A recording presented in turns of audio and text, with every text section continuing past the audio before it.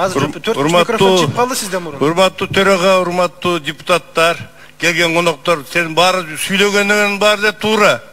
Бирок жана акчаны төлөш керек да. Каалайсыңарбы, каалабайсыңарбы?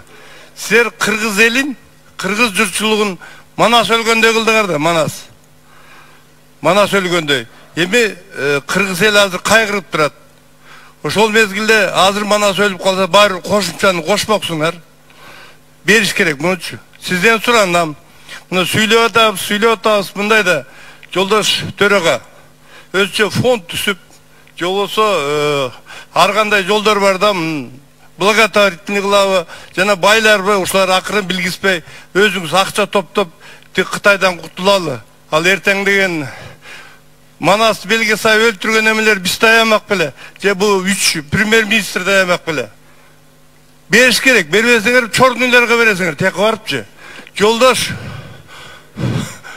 көп сүйлөтпөй мындайчы, могул мыйзамдын чегинде, бул жерде уурлук болгонду, коррупция болгонду көрүнүп турат. Силер карап көрүңүлөрчү, кыргыз элинин жакшынакай эл барып туруп, уй кошкон жерге барып, уюнун сүтүн сатып, анан ошого шекер алып, нан алып, балдарын багып атат.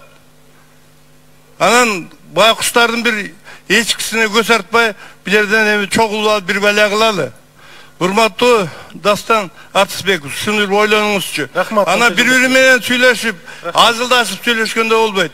Урматтуу, силер дагы өзүңөрдүн жасаган нерсеңерди моюнга алып, мындай кылалы, тигиндей кылалы деп, депутаттар да калыстыкка келип айтышпай мындай.